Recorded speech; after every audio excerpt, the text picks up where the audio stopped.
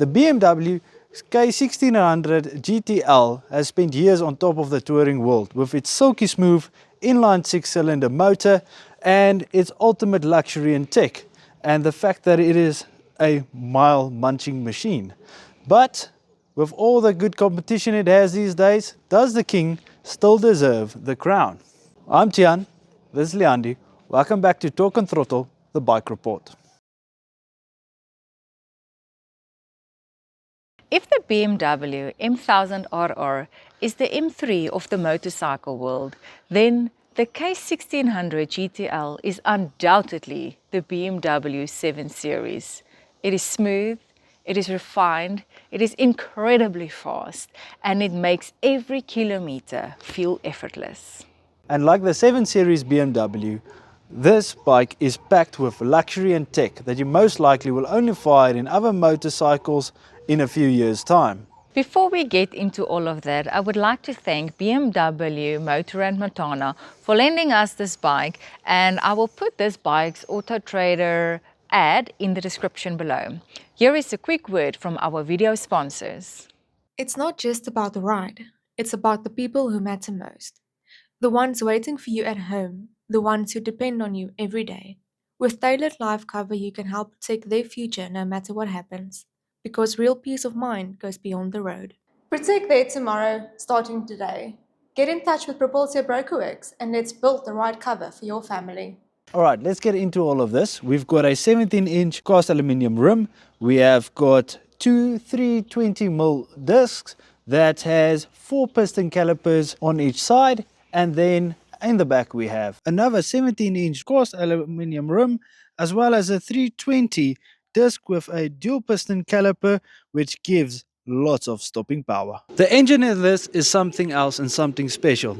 It sounds like something that came out of a 330 BMW or even a Z3. This is definitely one of the unique sounding engines that BMW makes at this moment. Listen to this.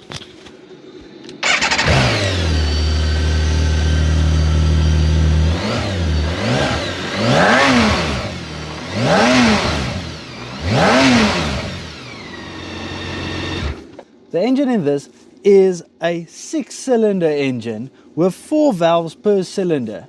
It is a 1649cc big motor.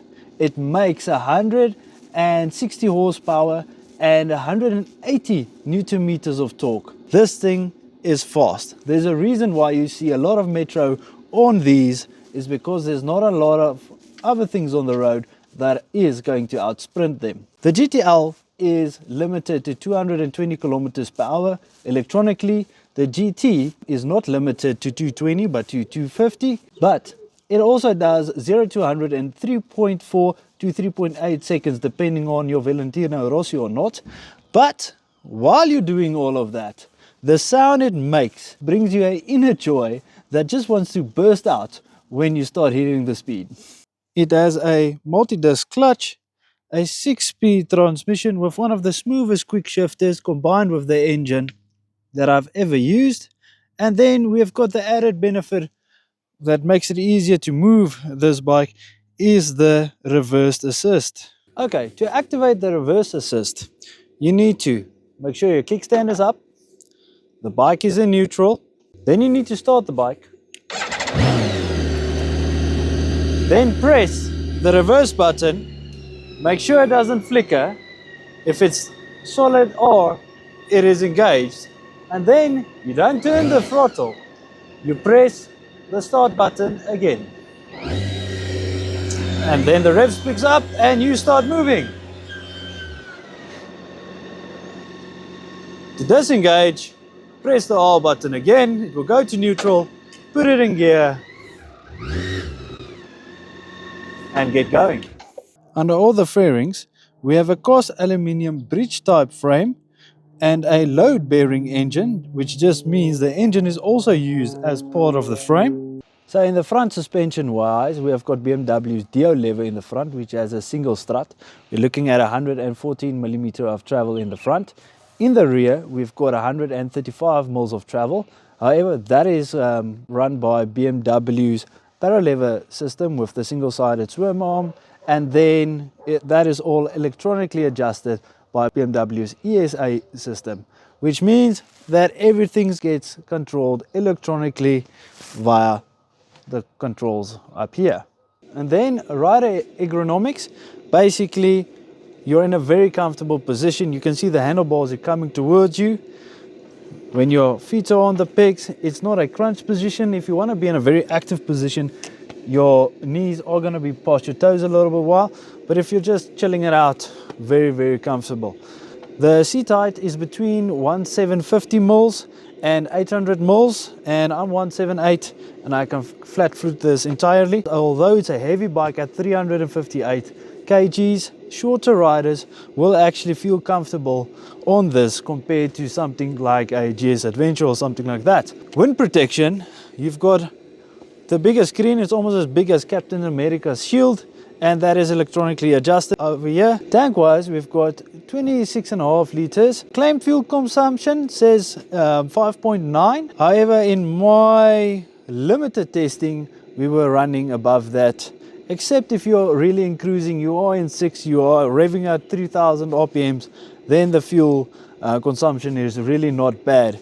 But if your wrist does a lot of twisting, obviously that goes up. All right, so just the other few features on the bike.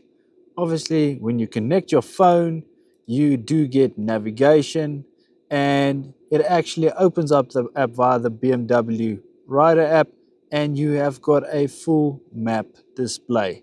So not just a turn by turn, but a full GPS layout. Then obviously your music and so on can be connected. Let's quickly see if we can get something playing.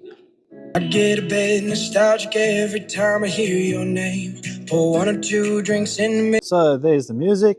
Obviously you got the radio as well. I must say above 80 you're not going to listen through these speakers, but if you're just cruising along next to the beach at 60 k's an hour, that would be not bad. Then obviously your telephone stuff also pulls through, and so on. And then you've got your normal riding modes, which is dynamic, road and rain. Dynamic obviously more for your sporty riding, road for, let's say, a little bit more economical, and then rain, limiting the power, making sure you don't slip. And then we also have keyless ride. However, it is truly keyless because there is no need to lock open the cap. And then you've got central locking, which if you press the button on your key, all of these compartments will lock and nobody will get into them without breaking them open. If we talk about the design and the build of this bike, let's start off with the colors. It comes in 2 colors, the Black Storm and the Gravity Blue. We can move on to the lights of this bike, which is very interesting and not on your standard bikes that we are used to. The daytime lights. I personally like the lights. It seems simplistic, yet it makes the statement that it wants to make. You can look at here at the sides. There's these oversized indicators. My only question that I might have, well, if you look at it from this perspective, I'm sure that you can see it. And then there's the 2 lights on the sides of the bike. And apparently there is a light at the bottom of this bike that comes on at night, which just highlights or lightens the floor underneath the bike. I think that is quite awesome. All right, let's move on to the seat of this bike. Like we have mentioned before, this is a very comfortable seat. It looks nice and it is nice. It feels nice. The hands, the bums, everything that touches it, it really feels nice. It's very comfortable. I like the looks, the pattern specifically that they've placed on the leathers. I think it really helps to contribute to the overall look and the feel of this bike. It just, yeah, communicates comfort all the way. If we head over to the storage compartments, so you've got 3 different storage compartments. Let's start off with the compartments at the side. All right, release it and then you can open it. There's a little rack over there that helps to keep everything intact. When we took this bike for a ride, we've placed our helmets on the side panniers. It fits well, no issues, and yes, I would say it will really make your life so much easier. If you look at the one at the back, we tried to put the two helmets in this one because as you look at it, it seems like two helmets will be able to fit in it, and it did actually fit perfectly. However, when we wanted to close it, it didn't want to close. So I think if they've just added a little bit more height to this box, let's say max 1 centimeter, I think it would have fit the two helmets in here perfectly. Right, and then just on the sides, there's two extra compartments on both sides of the bikes. Once you press the button, it will unlock. It is very small and a very odd shape, so I'm not sure what you would like to put in there because the cell phone definitely won't fit in there. Maybe if you've got some change or car keys or paperwork or something that you will be able to fit in that small compartment, then it can make your life really, really easy. So if you're looking for a K1600 GLT, this one is currently at BMW Montana Motorrad for 345,000 Rand. The link to its Auto Trader ad will be in the description below. But if you're looking at a new one, you can also contact them, but then you're looking at a starting point of 412,000 Rand, as well as then obviously additionals that are getting on top of it.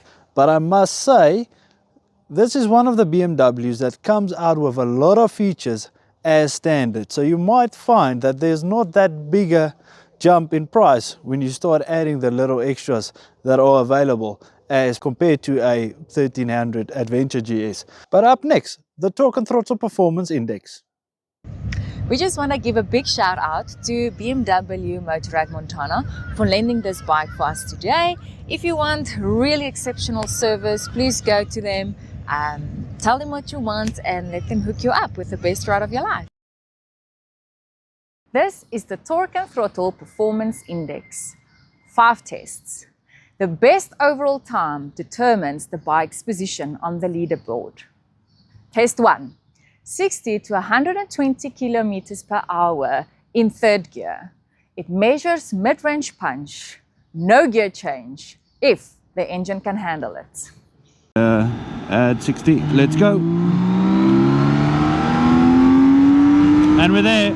Test 2. Handling. 10 cones, 5 meters apart, with a U-turn and back. Agility, balance, and low speed control.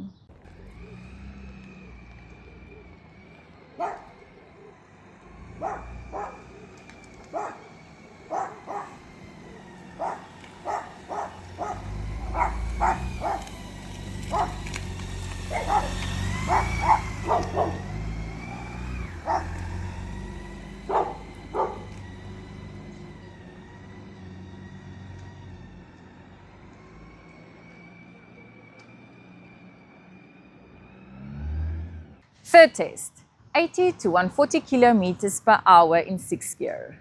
No downshifts. Let's go.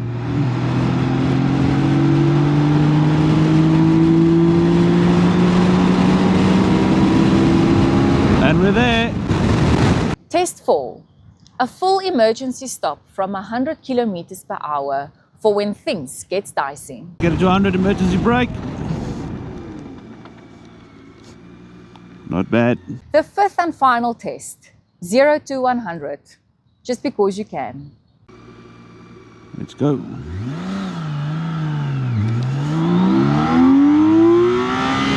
Yo, that's fun now.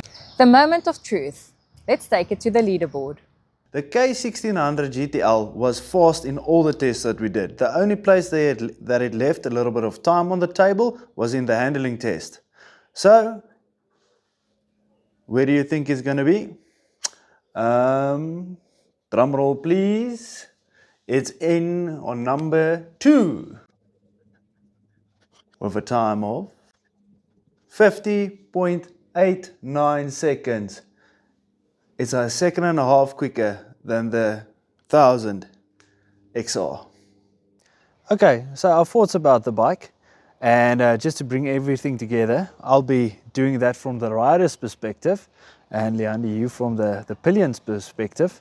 I'm going to start off with saying, and that's most probably what you're also going to say, is saying this is utterly comfortable. Definitely. Yes. No, I will tour the world on this bike, and I don't think I will ever get bored. I don't think I will get irritated. It will be an absolute joy to be at the back of this bike. And I must say, being in this position, and especially the seat, this hugs your lower part of your back so nicely that it, you don't feel that fatigue. Every now and then you go on whatever other bike, you tend to over time slouch a little bit, and then you feel like, you need to straighten up. And that, I find, kept me straight, which was very nice, which I feel like we said in the ride review, hours at end without stops is possible with this. Yeah, and then my back supports on this side. Whenever you slow down or you pull the brake, this whole box gives a little bit. So whenever you move to the back, it's not like this rigid box that pushes into your back. It gives a little bit, and to just help absorb the impact of the stop. So that is really, really comfortable. So yeah, and in comparison to the GS that we are used to, my back didn't get hurt. There's a lot more cushioning there at the back. So comfort-wise, on your bum, on your back, I don't think there's any room for improvement. They have done their absolute best. So, except for just comfort, because we all like, if we could put an engine in a couch, that might be a... The visual representation of because that idea. they put a hell of an engine in this couch. That 180 Newton meters of torque that it's making is just mind-boggling. And the more we rode it, the more we said to each other, this doesn't sound like a bike should sound. It sounds like, luckily for us, BMW's cars that we actually owned for a time, which were also straight sixes. And this is also an inline six. And yeah, the sound it just makes when it's, you got it 6,000 revs and up going. I must say, I enjoy that. Other times it's really smooth, and you can at a point almost have it like it's too smooth. There's no too much fuss, but and you can get through the gears because you don't need to rev it that high, that it doesn't make that wow sound yet, but that there's an underlying growl, and unfortunately with a little bit of I would say a whining sound that almost depletes the low level growl you get at the lower RPMs. But yeah, I like the sound of the bike, especially when you're starting to, So Ben and his wife went on a trip on this bike, and they told us that his wife fell asleep, or almost fell asleep, at the back of this bike, and he had to give her a nudge or two just to wake her up. And before I got on this bike today, I couldn't understand how on earth can you fall asleep on a bike.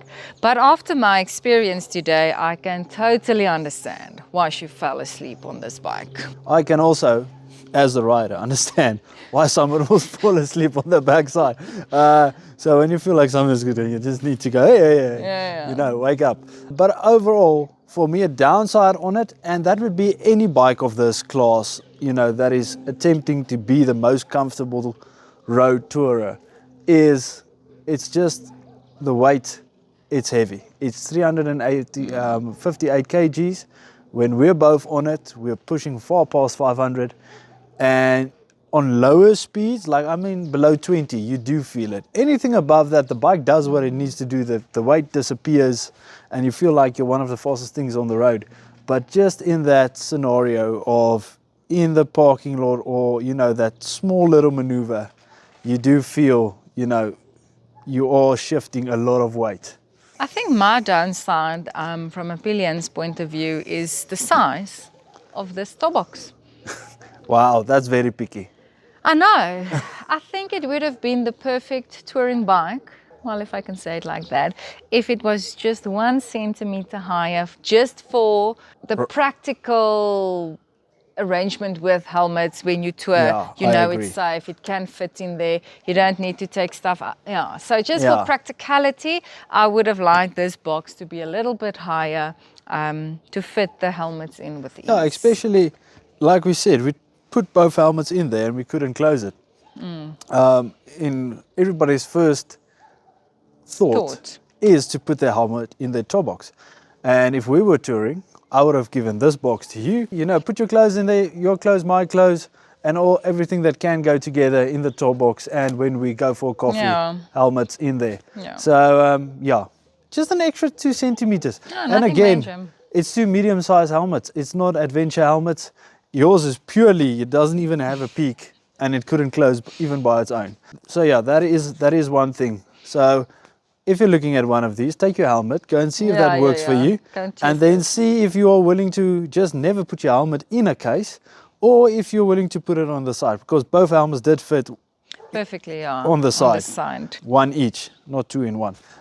But yeah, that is it. Otherwise, it's a very complete motorcycle for me. Yes, I enjoyed it as well. I will definitely recommend it. I'm very impressed. All right. On that bombshell, we're going to clutch out. And yeah, remember to like, subscribe. We've got the ride review video of this as well. So be sure to check that out and follow us on all the social media channels. And yeah, thank you for supporting. We're seeing you in the next one.